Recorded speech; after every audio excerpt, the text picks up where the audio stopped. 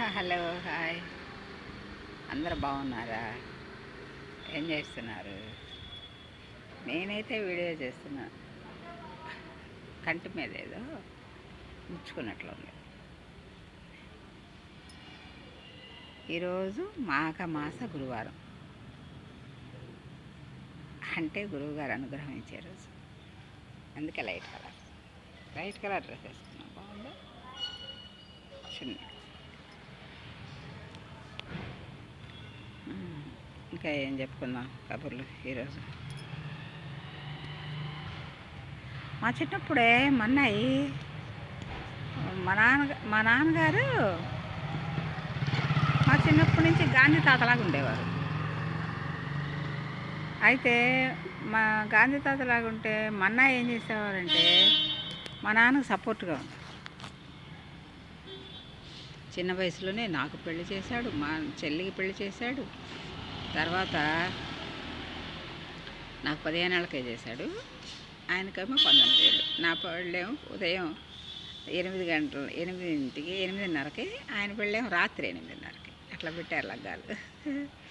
ముందు ఆడపిల్ల పెళ్లి చేసి మగపిల్ల పిల్లగాడు చేసుకోవాలట, అందుకని అట్లా పెట్టించారు మా నాన్నగారు. అయితే నా పెళ్ళయిన తర్వాత అక్కడికి వెళ్ళాము అందరం తరలి. వెళ్ళిన తర్వాత పెళ్ళంతా అయిపోయాక బంతులు ఆడిస్తున్నారు అటు ఇటు కూర్చోబెట్టి. అప్పుడు నా పెళ్ళి కూడా అయింది కాబట్టి నన్ను మన్నాయి మా వదిన్ని ఒక మంచం మీద, మా ఆయన గారిని నన్ను ఒక మంచం మీద కూర్చోబెట్టి బంతులు ఆడిస్తున్నారు. బంతులు ఆడిస్తుంటే నాకైతే ఎరగారంటే అప్పట్లో చిన్నప్పుడు 15 ఏళ్ళకి పెళ్లి చేస్తాను కోపంతో నాకు ఆయన అంటే ఇష్టం లేదు, అసలు పెళ్ళంటేనే ఇష్టం లేదు. అయితే ఆయన గారేమో చేతులుగా ఇసిరేస్తున్నారు బంతులు. మా మంచిగా ఆడుకుంటున్నారు. నానేమో ఇసుగ్గా ఇసిరేస్తున్నాను. నేను ఇసుగ్గా ఏంటి ఈ బంతులు ఏంటి ఈ గోలేంటి అని అట్లా ఆడుకోవటం. బంతులు అయిపోయిన తర్వాత ఒక్కలు ఇచ్చారు. పావు చెక్కలు ఏం చేస్తారంటే 2 గ్లాసులు తీసుకొని చెరో గ్లాసులు ఇస్తారు పావు చెక్కలు. అవన్నీ ఒకళ్ళు గెలుచుకోవాలన్నమాట. ఇద్దట్లో ఎవరు గెలుచుకుంటే వాళ్ళ మాటే కొనసాగుతాయి ఎప్పుడు ఎల్లకాలం అని వాళ్ళ వెనకటి రోజుల్లో అనేవాడు. మా అన్నయ్యకి మా వదినకి చెరో గ్లాస్ ఇచ్చారు, నాకు ఈయనగారికి చెరో గ్లాస్ ఇచ్చారు. అట్లా ఒక్కలు ఆడుతూ ఉంటే ఏం జరిగింది, నేనైతే ఇష్టం లేక కదా, గుప్పులు కారు వస్తుంది మన మాటలు వినపడకుండా, గుప్పులు పెట్టేదాన్ని. ఆయన కరెక్ట్గా చెప్పేవారు. లెక్క పెడితే అన్నీ సమానంగా ఉండేవి, అన్నీ ఆయనకి వెళ్ళిపోయాయి. అట్లా నేను 7-8 ఆటల్లోనే మొత్తం అయిపోయినాయి నా దగ్గర. మొత్తం ఆయన గారికి వెళ్ళినాయి. ఈ అమ్మాయి గడిసే కానీ మా అబ్బాయి చేతిలో పడిపోయింది. ఈ అమ్మాయి ఎప్పుడు వాళ్ళ ఆయన గారు చెప్పిన మాట వినాలే అనేవాళ్ళు. సరేలేమని నవ్వుకుంటున్నారు పెద్దవాళ్ళందరూ. సరదాగా ఉంటుంది. నాకేమో కోపం, 15 ఏళ్ళకే పెళ్లి చేశారని. మా అన్నయ్య మా వదిన ఆడుకుంటున్నారు. మా వదిన గెలిచింది, మా అన్నయ్య ఓడిపోయాడు.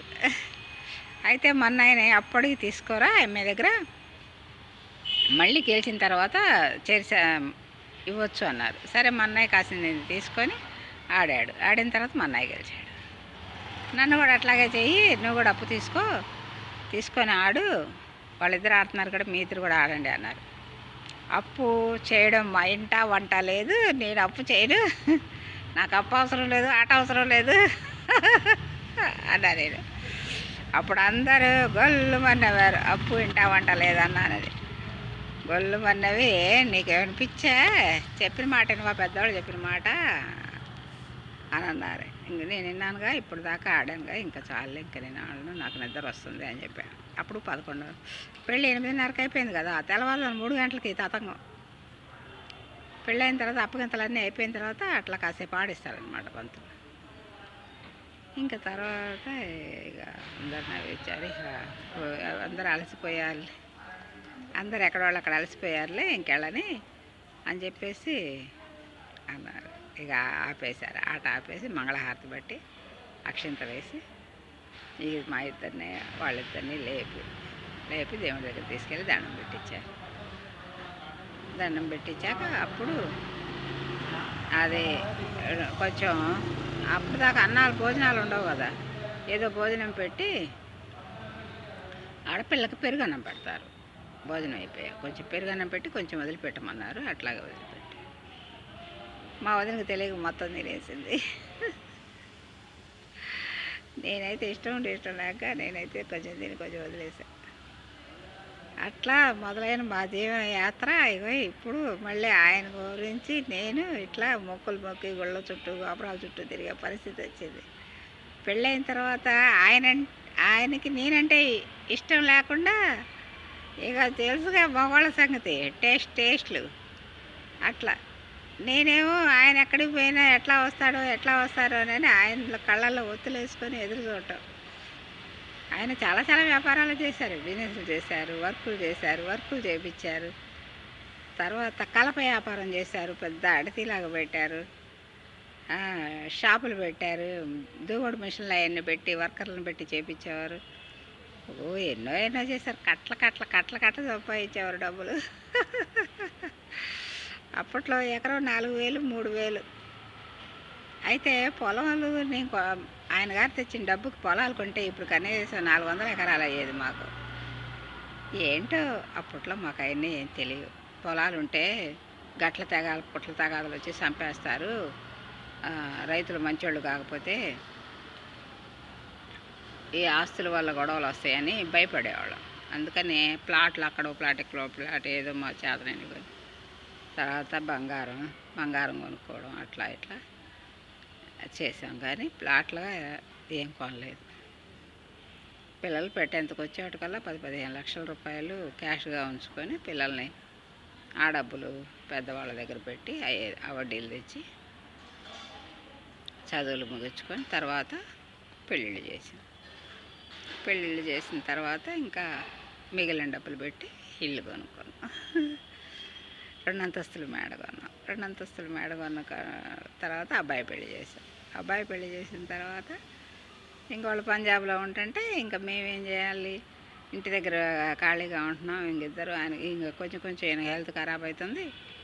తర్వాత బంగారం నా దగ్గర అప్పటికి బంగారం కొంటున్నాం అన్నాం కదా, చాలా బంగారం ఉంది నా దగ్గర. 700, 600, 700 గ్రాముల బంగారం దాకా ఉండేది. అప్పుడంతా తులం 3,000, 2,700 అంతే. అట్లా మన్నాయి చేసి పెట్టేవాడు. తాపకు కొంచెం డబ్బులు తీసుకెళ్ళేవాడు. తీసుకెళ్ళి ఆ డబ్బులన్నీ ఒకసారిగా ఏదో ఒక వస్తువు చేసి పెట్టేవాడు. అట్లా చాలా బంగారం అయింది. ఈ వయసు వచ్చాక నాకు భయం వేసి బంగారం దగ్గర ఉంటే ఎప్పుడు ఏ టైంలో ఏ ప్రమాదం జరుగుద్దో, అలాంటప్పుడు ఈ బంగారం దగ్గర ఉంటే మనకి మంచిది కాదు, ఏ పిల్లలకి దక్కకుండా పోద్దని భయపడి అది మొత్తం అమ్మేసి తాడు ఒకటి ఉంచుకొని, తాడు చిన్న నల్లబొసలు ఉంచుకొని మొత్తం అమ్మేసి ఇల్లు కట్టాం. ఇప్పుడు ఆ ఇల్లు ఉంది, మీకు అద్దెలు వస్తున్నాయి, కరెంటు బిల్లులు వస్తున్నాయి అని చెప్పి కరెంటు బిల్లులు ఉన్నాయని గవర్నమెంట్ పెన్షన్ మానేశారు మాకు ఇవ్వకుండా. ఇల్లుంటే పెన్షన్ ఇవ్వరట. అసలు మనుషులు బతుకుంటే ఎవరినంటే పేడవద్ది. పూర్తిగా ఇప్పుడు ఆయన ఆరోగ్యం పాడైపోయి మంచాన పడ్డారు. ఆయన పరిస్థితి చాలా దారుణంగా ఉంది. అయినా కూడా మమ్మల్ని అందరినీ చూసి సంతోషంగా కాలం గడుపుతున్నాడు. పెన్షన్ లేనది దిగులు ఆయనకి. పెన్షన్ వచ్చే వయసు దాకా బతికాం ఎట్లా గట్ట. ఇష్టం లేని కాపురాలతో కూడా పెన్షన్ వచ్చేదాకా బతికాం. అట్లాగే మీరు కూడా మంచిగా ఇప్పుడు అన్నీ లవ్ మ్యారేజీలేగా, లేకపోతే పెళ్లి కాగానే మీ నాన్నతో మాట్లాడితే నేను నీతో మంచిగా ఉండను, మమ్మల్ని పోతానని వచ్చి ప్రమాణాలు చేయించుకొని పెళ్ళిళ్ళు చేసుకోగానే గదుల్లో ప్రమాణాలు చేయటం. అమ్మా నామలు లేకపోతే అసలు మనుషులు పుట్టుకే ఉండదు. కాబట్టి ఆ ప్రమాణం వల్ల మీ జీవితాంతం మీకు భగవంతుడు మంచి దారి ఇవ్వడు. ఎప్పుడైతే మీరు మొగుడితో ప్రమాణాలు, తల్లి మీ నాన్న చూడొద్దు, నా తర్వాతనే అది ఇదని ప్రమాణాలు చేయించుకున్నారనుకో మధ్యలో వచ్చి, అప్పుడు వెంటనే మీకు నెగిటివ్ పాస్ అయ్యిద్ది అక్కడ దేవుడి దృష్టిలో. ఆ నెగిటివ్ వల్ల మీరు ఎల్లకాలం ఆ నెగిటివ్తోనే బాధపడతారు. అది నెగిటివ్ ఎనర్జీ వస్తూ ఉంటుంది. మీకు తెలుసు కదా, కాలం పారి మురికాలు పెంటకాలం పక్కన పడుతుంటే వాసన ఎట్లా వస్తూ ఉంటుంది. అది అందుకని ఎప్పుడైనా సరే పెళ్ళైన తర్వాత మొగుడితో ప్రమాణాలు చేయించుకోమండి. మీకోసం మధ్యలో వచ్చిన వాళ్ళ కోసం కాదు తల్లిదండ్రికి అనేది. వాళ్ళ ఇంటికి ఒక కొడుకు కావాలి, వాళ్ళ వంశం నిలబెట్టాలి, మళ్ళీ వీడికి కొడుకులు పుట్టాలి, ఏ వంశం ఇట్లా కొనసాగుతూ ఉండాలని కంటారు. అంతేగాని మిమ్మల్ని పోషించి మీకు దాస్యం చేసి మీకు మీ తల్లిదండ్రిని చంపుకుంటామని అర్థం కాదు. అట్లా అనుకుంటే మీ మమ్మీ నాన్న కూడా చావాలి. మీ మమ్మీ మీ నాన్న ముందు చచ్చాక తర్వాత కొడుకు అత్తమ్మ కొడుకు తల్లిదండ్రి చావాలి. అట్లా ప్రమాణం చేయించుకోండి. మీ మమ్మీ నాన్న చచ్చిందాక నువ్వు చూడొద్దు, మా అమ్మ మా నాన్న చచ్చిందాక నేను చూడొద్దు అని ప్రమాణం చేసేది.